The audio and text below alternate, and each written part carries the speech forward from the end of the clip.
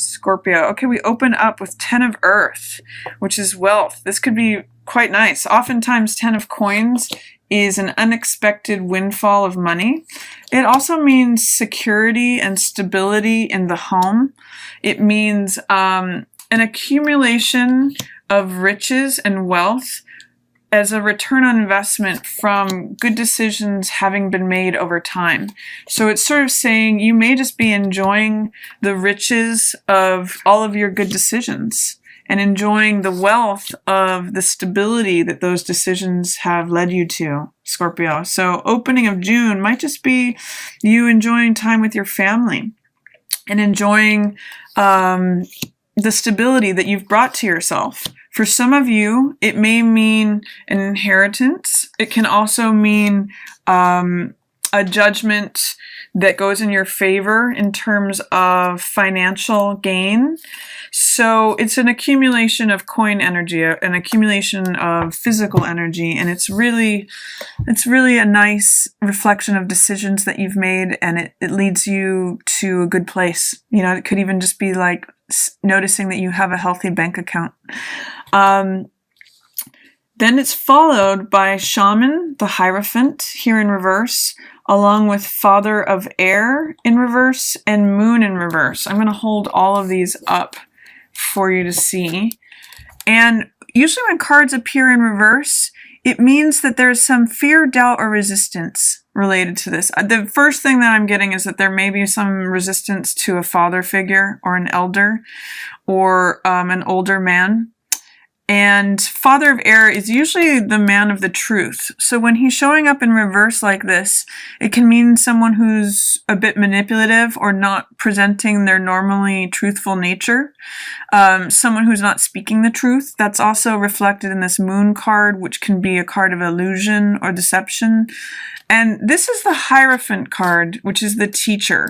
So this means doing things in a conventional, traditional, stable way. It's also the marriage card. So I'm seeing for some of you, there may be someone in a conventional, traditional marriage where someone is not telling the truth. Or there's some illusion, someone's not presenting their normally truthful manner. And I'm going to say with Hierophant that you may need to do things in a untraditional way. Hierophant in the upright says follow convention, follow tradition. In the reverse, it's saying you may need to do things in an unconventional way, especially how you deal with someone if you've got an air sign particularly, so Libra, Gemini, or Aquarius, who you're not sure of them telling the truth or not. You may need to deal with it in a way that you haven't dealt with it before conventionally. You may do something different. That's what the invitation of Shaman in reverse is. It's saying, consider a different path. Take the one that's less established. Take one that feels new and different. Because you may just want to divert away from whatever's going on here. This is King of Swords in reverse is someone who does not tell the truth or is a little bit manipulative, not showing themselves in alignment with the truth. And the Moon can be like fairy tales and deception. So I'm going to say just bypass that by doing something different. Maybe if you've always reacted in a certain way or you've always dealt with a situation like that in a certain way, you can bypass it by doing things in a different, unconventional, non-traditional way, Scorpio. So those are your cards for the beginning of the month. Then here at the middle of the month, I see that you have 3 of Wands in reverse. This is a card that I sometimes call your ships coming in. This is a card of vision. It's a card of creativity. Here it's called integrity. And it means being in alignment with yourself and also what it is that you want to draw to yourself.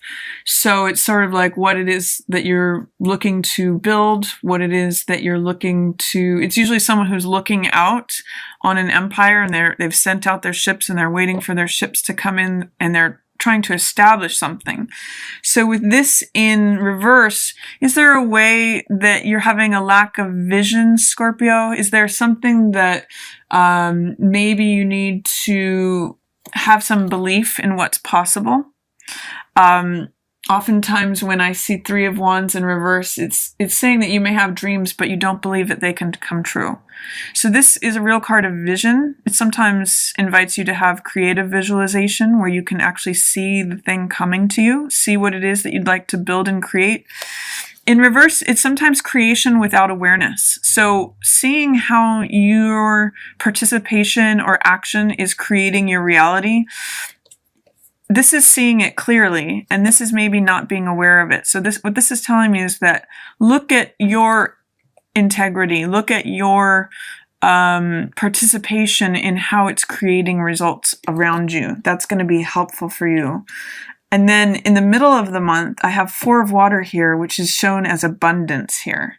So there's some real nice messages here of abundance coming to you, Scorpio, both with this 10 of Coins, which is wealth, and this Four of Water, which is abundance. So, you know, in some other decks, this is also called boredom or luxury. What I'm seeing with this here is that be careful that you don't turn away things that are being given to you. This is abundance. There's great abundance available to you here in the middle of the month. And in some decks, this shows a man who is so preoccupied with what he has that he misses the extra cup that's being handed to him. So I'm going to say show some gratitude in the middle of the month for what you have, and you might be surprised as to how it brings more of that to you. This is abundance. This is feeling like your cups are full. So embrace the wealth and the abundance that's coming towards you, Scorpio. I see it as maybe a very beneficial month for you that way. And then I also have Mother of Air in reverse. It's interesting to me to see that we have the Father of Air in reverse and then the Mother of Air in reverse. This is a natural couple who are very analytical, logical, usually truthful, but in the reverse position, this is them not sharing their truths with one another. And it's causing a certain amount of sorrow or doubt or disappointment and betrayal. So I think that what's going on with these three cards surrounding this card is that if there is any illusion between, say, a father and a mother or a man and a woman, where they're not being honest about their feelings, or they're not, sometimes moon can represent confusion as well, that it can lead to this sorrow, disappointment, betrayal. So the only choice that you have, Scorpio, is to always be honest with yourself and ideally with others as well. You can't, that's how you can bypass this. That's how you can deal with any sort of Three of Swords or Three of Air energy, which is doubt. And what this has to do with is pulling out the swords, the ideas, beliefs that pierce your heart in order for it to heal. So it really is a question of, where is your truth? What is the truth made of? Are you sharing your truth with another person? Is there illusion going on? Maybe you're recognizing a truth that is painful in the middle of the month. But I see nice things coming for you here at the end of the month, which is, you've got the 12 card, which is Vision Quest, which is a card related to justice and strength. It means I'm seeing this, funny enough, with that new moon in Gemini, which is your 8th house. I'm seeing this also as a rebirth. And it's funny that it's under this card of integrity, because it means being integrated and strong and seeing things in a just way, seeing things in a very fair way, and seeing things being illuminated, essentially. Having a vision of how things can be. So I really see, if you're having a lack of vision here in the middle of the month of like, where are things going? It's surrounded by these threes, which are creative energy, and this is in reverse, and this is about doubt. Where are my riches? Where's my emotional richness? What is true? I really see you having some illumination towards the end of the month, Scorpio. And I also see Star is here. It's in reverse, but this is a card of hope. So it's telling me that don't embrace a feeling of hopelessness. This is also a card of renewal, of hope. This is a card of your wishes coming true, seeing your own value, recognizing your own place in the universe. So I'm going to say, don't block that for yourself. Don't doubt. Here's the card of doubt.